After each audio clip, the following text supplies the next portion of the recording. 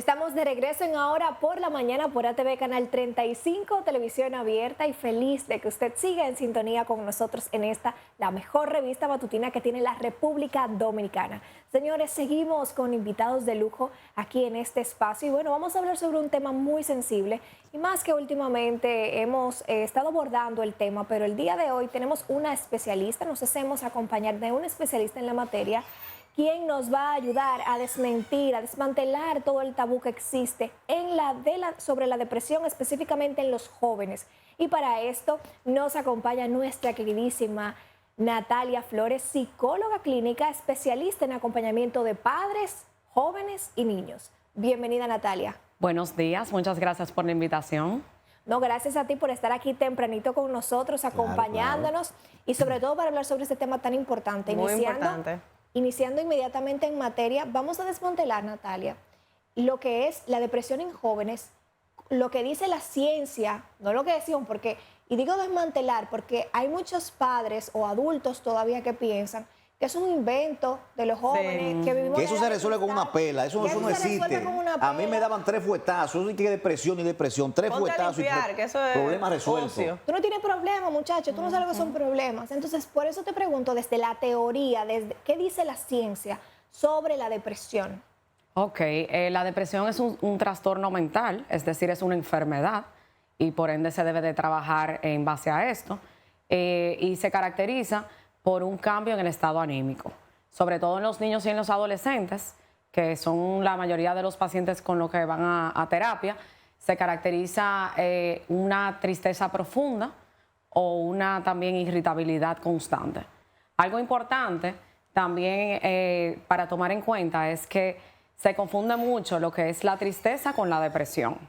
La tristeza es una emoción que va y que viene, como todas las emociones que conocemos, pero cuando ya hablamos de trastorno, hay que tomar en cuenta que tiene una duración de 2 semanas a 6 meses, dependiendo de si es depresión mayor y en caso de si es distimia, que es otro tipo de depresión, porque hay diferentes tipos, toma de 1 a 2 años para ser diagnosticado. Wow. Mire, es un punto importante, de verdad que entiendo que el tema del día de hoy es sumamente interesante, sobre todo porque existe una gran preocupación de los que somos padres de poder saber detectar. Creo que es uno de los retos que uno tiene como padre, de cuando uno de nuestros hijos está en depresión o está triste. Usted habla de tristeza. Se puede, por ejemplo, en un momento determinado que alguien, un ser querido, cercano, fallezca, por ejemplo. Entonces, ¿cómo diferenciar de que lo que hay es tristeza o lo que hay es depresión? O sea, ¿cómo detectamos este O sea, punto? ¿cómo diferenciamos acorde a los síntomas? Porque es muy parecido, o sea, a percepción de pronto humana, fuera del conocimiento teórico y científico, ¿cómo podemos diferenciar entre una tristeza profunda y una depresión en un joven?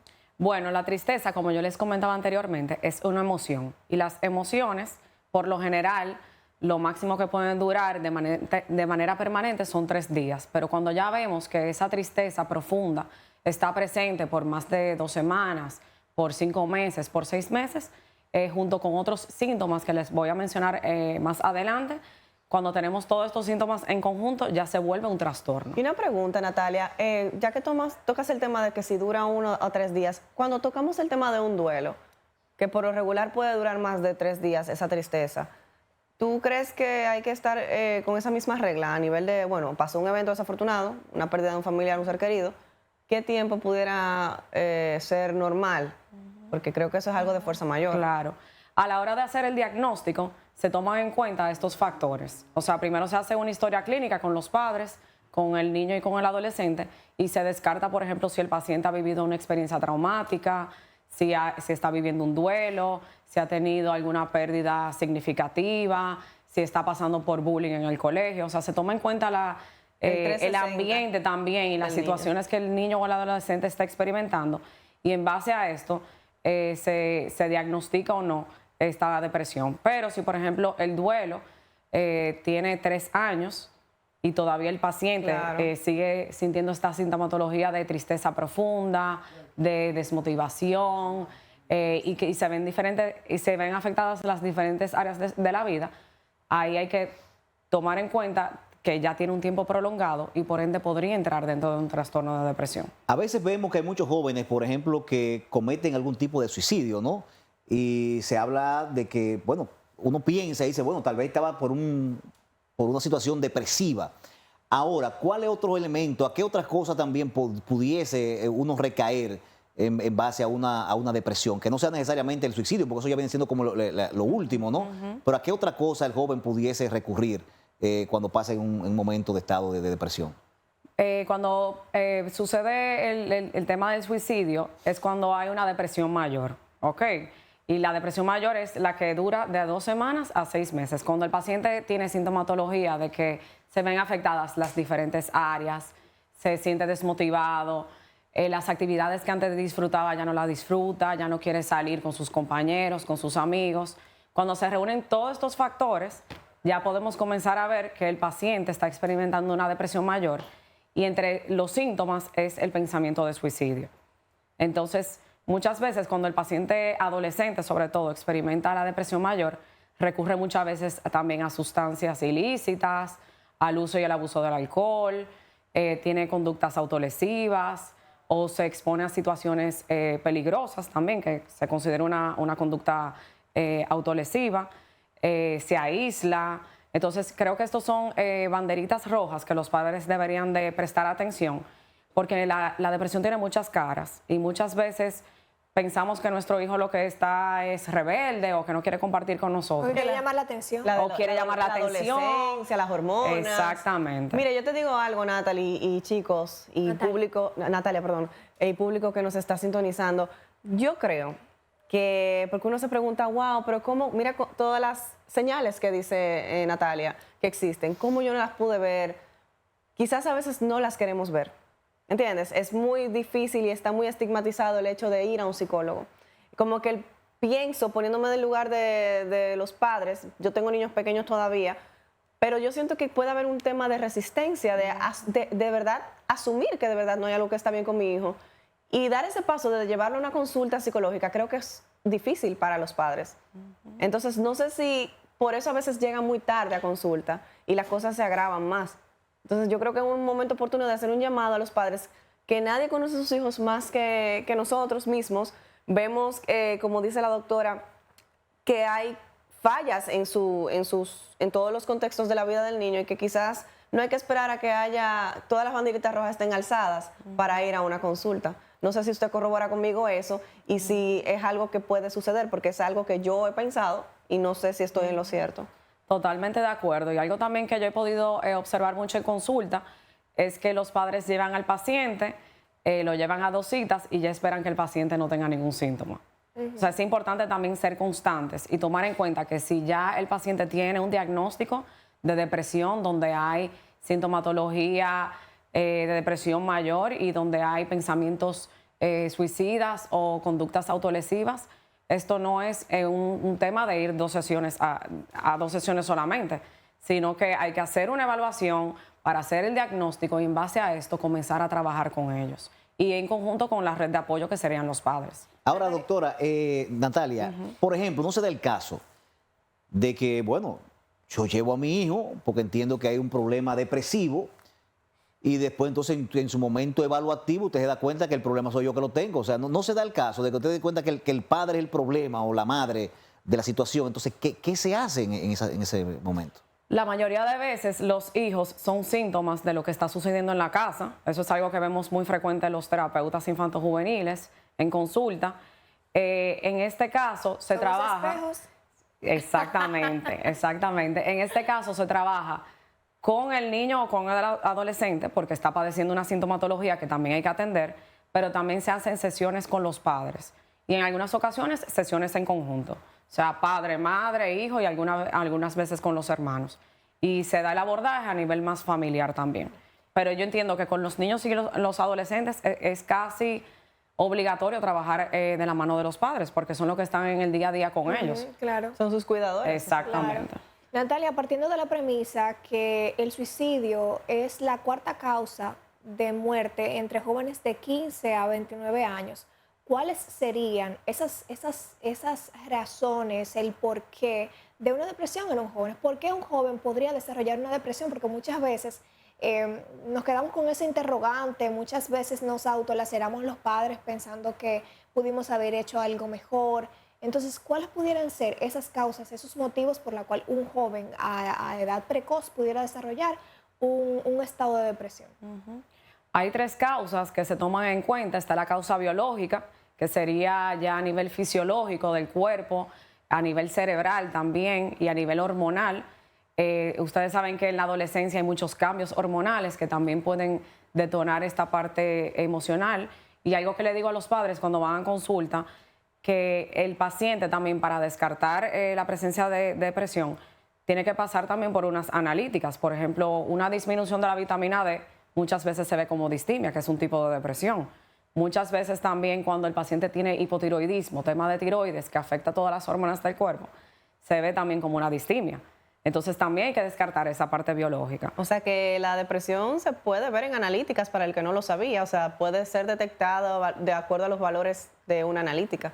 Exactamente. Y, por ejemplo, si en la analítica sale que hay una vitamina D baja, bueno, se toma vitamina D y ahí se procede a hacer la evaluación, ya descartando que es un tema fisiológico o biológico.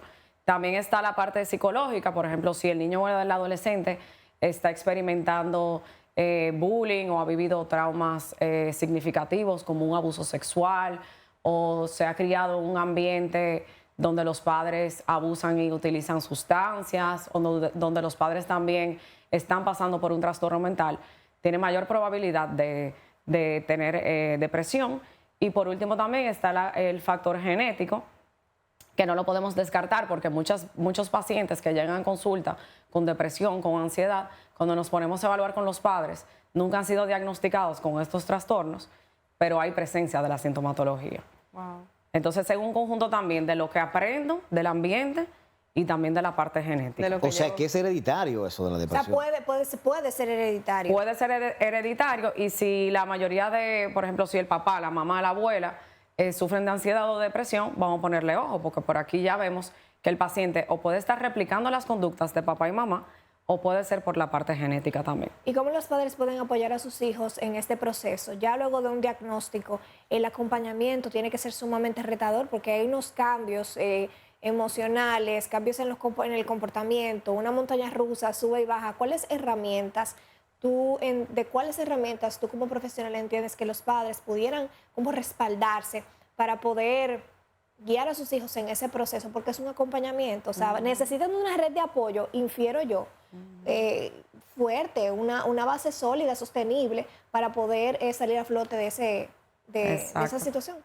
Bueno, justamente como tú mencionas, uno de los principales factores para que el paciente mejore con mayor rapidez es tener una red de apoyo. O sea, cuando el paciente llega y vemos que los padres no se involucran en el proceso. Que usted haga el trabajo sola. O no tienen tiempo y me lo llevan, por ejemplo, una vez a la semana. No es verdad que viéndolo una hora, una vez a la semana, un paciente con depresión mayor, el avance puede suceder. Va a depender de múltiples factores como la personalidad o si el paciente realmente quiere hacer el cambio, está comprometido con la terapia. Pero cuando hay una red de apoyo se ve el cambio mucho más rápido. Y que yo invito a los padres a que compartan con sus hijos, se acerquen, hablen con ellos. Pregunten, quiten el tabú de que hay un elefante en la habitación, de que hay una situación y no sé cómo abordarlo, no quiero abordarlo. Siéntense con sus hijos, compartan con ellos, hablen con ellos. Algo muy importante es la depresión también, que como el paciente se nota muy desmotivado y con dificultad para hacer actividades, aislamiento, lo muy importante es la activación conductual. Es decir, si es un niño, trate de apuntarlo en clases en la tarde, que haga deportes o sáquelo, o si no tiene tiempo, bueno, bájelo al parqueo, a que juegue y llévelo a un parque un día. O sea, sacarlo de esa monotonía que tiene todos los días en casa. ¿Y si es un jovencito un poquito más mayor? Si es un adolescente, claro. Con los adolescentes yo entiendo que conversando y teniendo una comunicación directa, validándolo, escuchándolo sin juzgar, porque muchas veces los padres le hacen una pregunta al adolescente y ni siquiera dejan que se exprese. Bueno, y una pelea. O sea, escuchen sin juzgar, valídenlo y luego díganle, miren, mira, mi hijo, vamos a llevarte a terapia, yo he observado esto y esto y esto, ¿cómo te puedo ayudar? Y siempre dejarle la puerta abierta, porque muchas veces los adolescentes no quieren hablar en ese momento. Y yo siempre le digo a los padres, bueno, que le digan, bueno, cuando te sientas cómodo, papá o mamá está aquí para ti. Ahora, para apoyarte. el aislamiento, por ejemplo, ¿es una causa de depresión o no necesariamente? Porque a veces los jóvenes, ya cuando van, depende de la etapa en que estén, llega un proceso como de que ellos se aíslan, ¿no? Ya siempre quieren salir con uno, ya no, ya que prefieren quedarse solo en casa, o sea... Más que una causa, yo diría que es un síntoma. Y, por ejemplo, en la adolescencia sí se ve que es característica de que quieren compartir más con sus iguales que con los padres. Entonces, ahí la banderita roja sería, si mi hija o mi hijo disfrutaba salir los fines de semana con sus compañeros, con sus amigos, conmigo yo entiendo que quizá no lo quiera hacer todos los fines de semana, pero si lo deja de hacer con sus amigos, si antes iba a una clase en la tarde y ya no quiere ir, si no está compartiendo conmigo, si no está compartiendo con nadie, ya eso sería una banderita roja. Natalia, y si se diera el caso de que fuera un adolescente que nunca le ha gustado mucho compartir, un adolescente que introvertido, es más difícil identificar un síntoma ahí. ¿Bajo qué sugerencia o red flag tú nos pudieras como que orientar para estar pendiente con ese tipo de pacientes también? Claro, en los pacientes introvertidos muchas veces pasa más desapercibido por lo que tú mencionas. Independientemente de esto, quizá yo he tenido muchos pacientes introvertidos que les gusta dibujar, les gusta el arte y es la forma de ellos expresarse.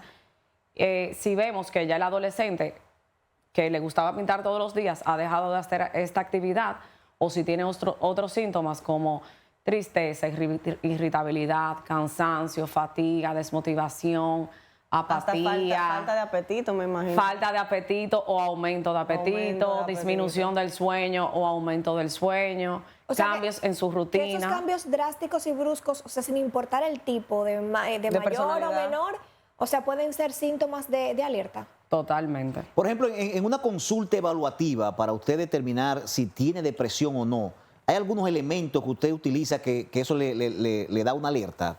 ¿Cuáles serían más o menos? Con niños y adolescentes, lo primero que hago es una entrevista clínica para conocer la familia, porque muchas veces el adolescente o el niño no tiene la capacidad o no se atreve o no se siente en confianza de expresarlo.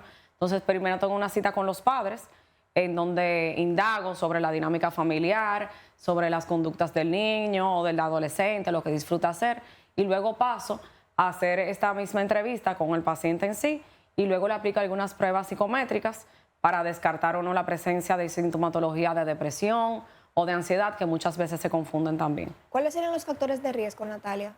Los factores de riesgo serían parecidos a las causas que yo mencioné anteriormente.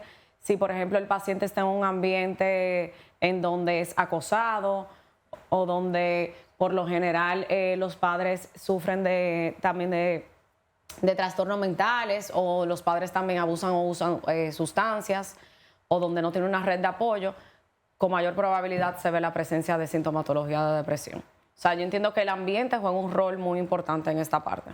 Mira, hay un punto sensible que me gustaría abordar antes de nosotros concluir con la entrevista. Y es, hay jóvenes que muchas veces atentan contra su bienestar. No me refiero que su intención tal vez es arrebatarse la vida, pero no tienen el valor para hacerlo y empiezan a lacerarse. Y he escuchado padres que dicen, eso es para llamar la atención, o que van y le dicen al muchacho, tú te cortaste, pero si tú te cortaste, hazlo bien, si lo vas a hacer, hazlo bien. Ay, Dios mío. O sea, pero quienes lo hacen, Susana, uno, tal vez tú te alarmas o te sorprendes, pero en el fondo la mentalidad de ese padre o esa madre, porque un padre o una madre nunca va a querer el mal para un hijo, jamás en la vida. Lo que piensan es, si yo lo confronto, se va a dar cuenta que tal vez no me importa. No es que en el fondo no le importe, sino para que desista de la idea. De llamar la atención. Desista de la idea. ¿Qué tú piensas al respecto? Porque esto es televisión nacional, esto llega a todos los rincones del país y tal vez alguna persona esté viendo la situación desde tu posición como especialista en el área. ¿Qué mensaje tú le darías a ese padre o a esa madre viendo la cámara? Ok, cuando hay conductas de autolesión, que puede ser que el paciente se golpee, se corte, se queme o se exponga a alguna situación también de peligro, Que porque no coma por varios... O que no coma por varios días, o que, por ejemplo, comienza a salir a lugares donde pueden ser peligrosos para el paciente, porque estos son conductas también de riesgo, en donde también es una forma de hacerse autolesión. A ellos les recomiendo a los padres, esta es una gran bandera roja, ¿ok? Lo podemos interpretar como un llamado de atención, muchas veces es un llamado de atención, pero porque hay emociones o hay alguna situación que el paciente está viviendo y que no sabe cómo gestionarla. Muchos de los pacientes también que me llegan a consulta con conductas autolesivas me mencionan que es una forma de descargar el enojo o la tristeza profunda que llevan. O muchas veces dicen que es que no siento nada, entonces hago esto para sentir algo físicamente. Entonces yo invito a los padres a que tengan el acercamiento, que quiten el tabú o el miedo de preguntarle a sus hijos sobre lo que está pasando, porque verdaderamente, aunque sea un llamado de atención, el día de hoy puede ser una conducta de autolesión y el día de mañana puede ser un atento hasta a su propia vida. Entonces creo que siempre hay que abordarlo y si no tienen las herramientas, acérquense a un terapeuta infanto-juvenil que lo pueda guiar a ustedes en este proceso. Es sumamente interesante, de verdad, que haya estado compartiendo con nosotros con un tema que está al rojo vivo, ¿no? En la República Dominicana, donde se habla de salud mental y todo lo demás. Pienso que las puertas están abiertas para que en otro momento también nosotros cada cierto tiempo abordemos nuestros temas. Pienso que no debemos de cansarnos, aunque suene repetitivo, ¿no? Y hay que hacerlo. Uno tiene que tener un compromiso social con la gente, con el pueblo, ¿no? Y llevarle la ilustración, ya que desde el Estado, por ejemplo, no se aplican políticas públicas efectivas para que en este sentido se pueda trabajar con la familia para superar ciertas cosas. Que a veces, abrumado por el estrés, los problemas económicos, se caen muchas cosas. Entonces, realmente, de verdad, sumamente complacido de que haya estado compartiendo con nosotros y yo creo que llegamos al final. Pero no podemos despedirlo sin que Natalia comparta cómo localizarla, sus redes y todo lo demás. Redes sociales, dónde está laborando. Que tiene nombre artístico, Natalia Flores. Natalia Flores. Bueno, yo estoy totalmente de acuerdo con lo que comentó y creo que es un tema que no debemos de tomarla a la ligera y siempre hay que seguir repitiéndolo hasta que llegue esta información a todo el mundo, para que se pueda abordar de la manera más eficiente y ver cada día menos estos casos de depresión, de ansiedad, de suicidio. Mis redes sociales son psic, de psicóloga, con P al inicio, .Natalia Flores, y también me pueden escribir a mi correo nfloresmiranda@gmail.com. Y cualquier duda o pregunta del tema también pueden escribirme por esta vía, que estoy a la orden. Bueno, Natalia, muchísimas gracias y gracias también a usted por honrarnos con su sintonía. 2 horas de puro contenido de entretenimiento, de valor e información. Y bueno, de esta manera despedimos la transmisión. ¡Qué programazo el de hoy! ¡Qué tolete de programa! Pero usted todavía queda con otro tremendo programa, con otro tolete. Programa, Pero lo dejamos Wilson y Susana. Ahora por la Super 7. Ahora por la Super 7 quedan ustedes ahí. Que tengan buen resto del día. Que Dios los bendiga. Mañana los esperamos.